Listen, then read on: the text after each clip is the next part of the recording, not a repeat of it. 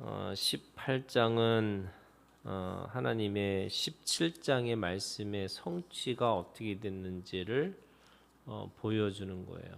그래서 우리가 가지고 있는 이 인생이라고 하는 삶은 반드시 그 말씀 안에서 이루어지는 거예요. 그래서 말씀이 존재고 존재가 그 삶이라고 하는 것을 보여주는 거죠.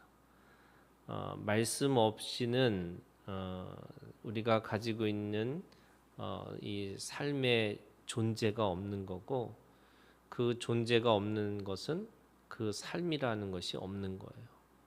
그게 오늘 이 17장에서 말씀이 다윗의 인생이 또는 다윗의 존재가 어떻게 되었는지를 보여주고 있는 거죠.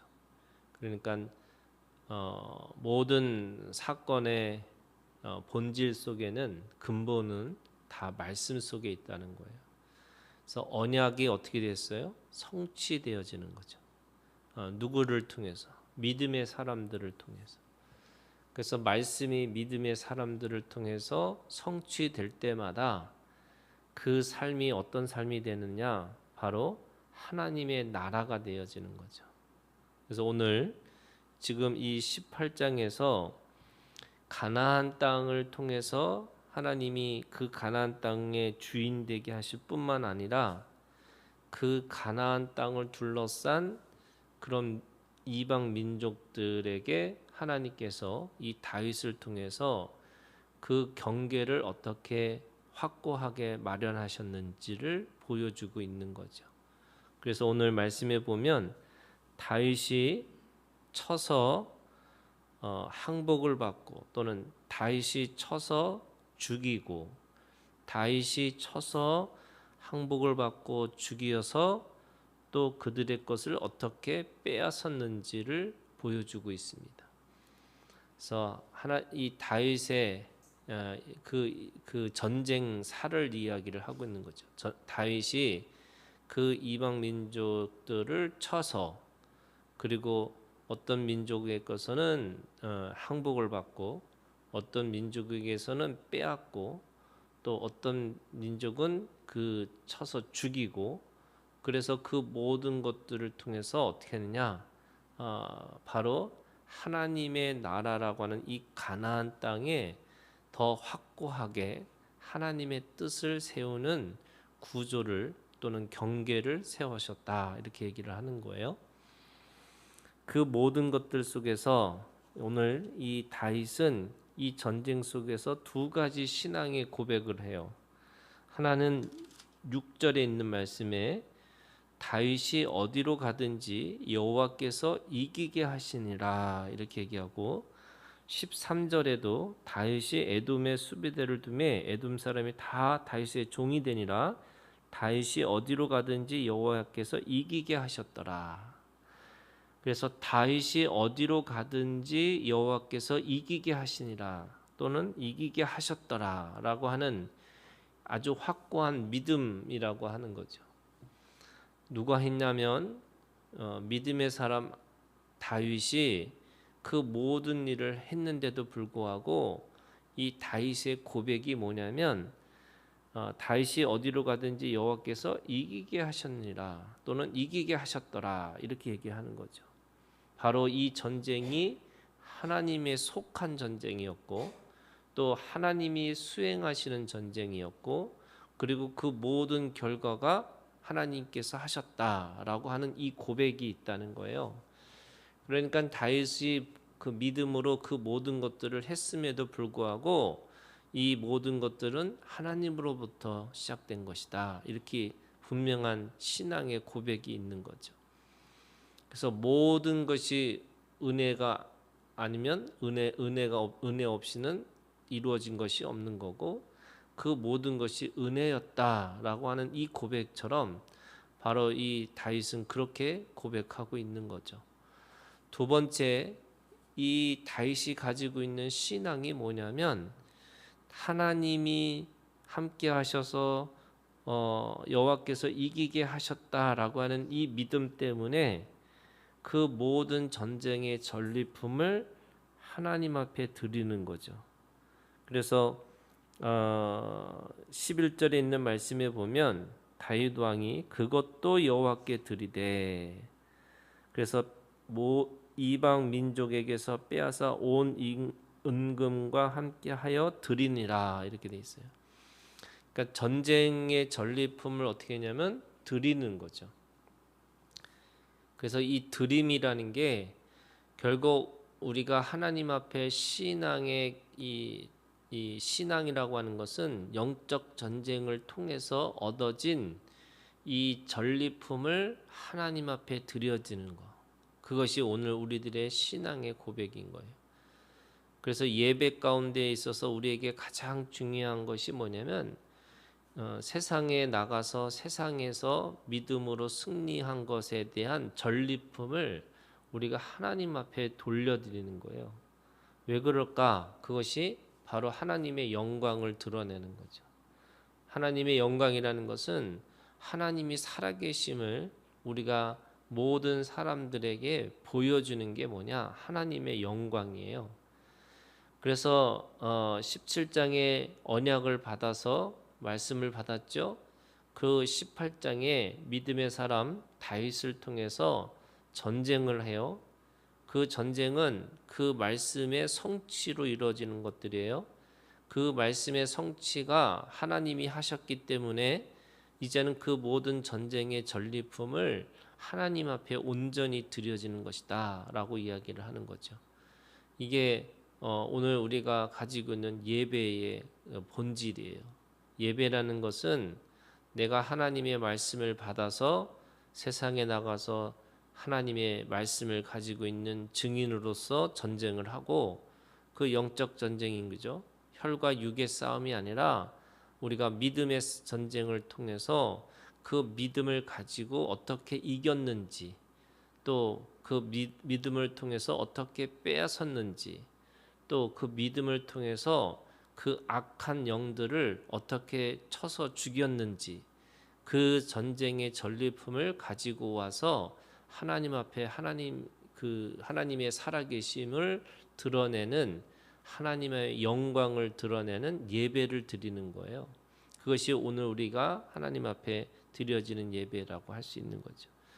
그러면서 14절부터 17절은 이 경계를 분명하게, 하나님의 땅으로서의 가나안 땅의 이 경계를 분명하게 하고 나서는 지금 어떻게 다스렸는지를 보여주는 거죠. 오늘 이 14절에 다윗이 온 이스라엘을 다스려 모든 백성에게 정의와 공의로 행할세 이렇게 하는 거예요. 이 정의와 공의라고 하는 것 속에 하나가 더 들어있는 거예요. 그게 이 구약에서 하나님의 나라는요 3가지로 이루어지는 거예요. 국률과 공의와 정의예요. 이 국률이라고 하는 것은 헤세드라고 하는 하나님의 절대적인 사랑이라는 거예요. 하나님이 포기하지 않는 사랑. 어떤 순간 어떤 상황에서도 하나님은 그 하나님의 사람하고 절대로 포기하지 않으시면서 끝까지 사랑하시겠다라고 하는 이 헤세드라고 하는 하나님의 국률이 있어요. 그게 하나님의 사랑이죠. 그 다음에 정의라고 하는 이게 체데크예요. 이 정의라는 것은 하나님의 그 백성들에게 주는 기준과 같은 거예요.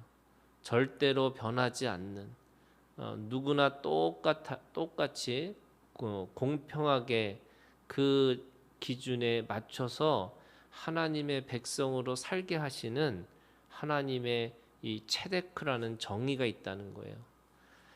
세 번째는 이 공의라고 하는 하나님의 미슈파트라는 거예요. 이 미슈파트라는 것은 이 지극히 작은 자를 돌봐주는 그 사랑이에요. 공의예요. 그게 그래서 공의라는 것은 그 작은 자들을 돌보고 그 작은 자들을 보살펴주는 그런 하나님의 마음인 거죠. 그러면 이 헤세드와 체데크와 이 미슈파트라고 하는 긍휼과 정의와 공의라는 것을 왜 하나님은 그걸로 다스리기를 원하시느냐? 바로 그것이 생명의 나라라는 거예요. 하나님은 생명을 생명답게 그 살아가는 이 온전한 생명이 그 영원한 생명으로, 영원한 생명, 영생이라고 하는 것을 가지고 살아가게 하기 위해서 어떤 때는 긍휼로, 어떤 때는 정의로, 어떤 때는 공의로, 그래서 그때그때마다 이 세 가지의 이 원리를 가지고 하나님은 그 생명을 다스리셨다라고 하는 거죠. 그게 이 지금 다윗이 온 이스라엘을 모든 백성에게 그렇게 행했다라고 하는 뜻이에요. 그 뜻을 가지고, 그러니까 이 생명의 원리를 가지고 15절부터 17절에 각각의 사람들을 세워 나갔다는 거죠. 그 스루의 아들 요압은 군대 사령관, 아히롯의 아들 여호사밧은 행정장관, 그 다음에 아히두베의 아들 사독과 아비아달의 아들 아비멜렉은 제사장, 그 다음에 사워시는 서기관, 그리고 여호야다의 아들 브니야는 그렛 사람과 블레셋 사람을 다스리고, 다윗의 아들들은 왕을 모시는 사람들의 우두머리가 되니라. 이거는 각각의 사람들에게 그 직책이라고 하는 것을 두고 그 함께 그들의 가지고 있는 그 직책을 가지고 그들의 능력을 발휘해서 함께 다스렸다라는 거예요. 그러니까 하나님의 나라는 이 안에 뭐가 있냐면 연합이 있는 거죠. 그 안에 또 뭐가 있어요? 12족속들이 있는 거예요. 그리고 그 12족속마다 또 각기 자기의 자리를 차지하고, 그리고 레위 족속은 또 하나님의 기업으로서 각각의 자기의 직분대로 일을 하는 거예요. 그래서 직분과 직책을 가지고 하나님의 일들을 감당할 수 있도록 그렇게 두셨다라고 말씀하세요. 이것은 오늘 우리에게 이 교회 공동체라는 것, 하나님의 나라는 것은 각각 자기의 개별적인 은사들을 가지고 하나님을 섬기게 돼 있다는 거예요. 우리가 모든 사람이 다 똑같을 수 없다는 거죠. 모든 사람이 다 코가 되면 안 되는 거고, 모든 사람이 다 눈이 되면 안 되는 것처럼, 어떤 사람은 눈의 역할을, 어떤 사람은 입의 역할을, 어떤 사람은 귀의 역할을, 어떤 사람은 손과 발의 역할을, 그게 뭐예요? 각각의 은사대로 하나님의 몸을 이루고 살아갈 수 있도록 만드셨다는 거예요. 그래서 눈한테 이 귀가 뭐라고 말을 하는 게 아니고, 자기가 가지고 있는 하나님 앞에 자기의 직책과 직분이 뭔지를 깨닫고 살아가는 거, 이게 굉장히 중요한 거예요. 그래서 하나님의 나라는 거할 곳이 많다, 이 말은 각각의 우리가 비교하고 경쟁하고 살아가는 게 아니라 하나님이 주신 자기의 은사대로, 그리고 그 은사가 서로 그리스도의 몸을 이루고 살아가는 것처럼 그 연합과 연대를 하며 살아갈 수 있도록 그렇게 만드셨다라는 거예요.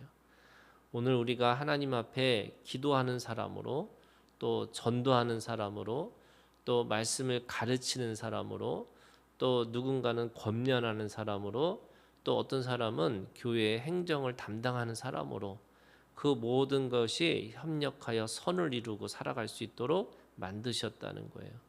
그래서 성부, 성자, 성령이라고 하는 삼위일체 하나님이라고 우리가 믿는 그 하나님의 고백이 결코 하나로 이루어지는 것이 아니라 모양은 다르지만 한 몸을 이루고 있다라고 말씀하고 있는 거죠.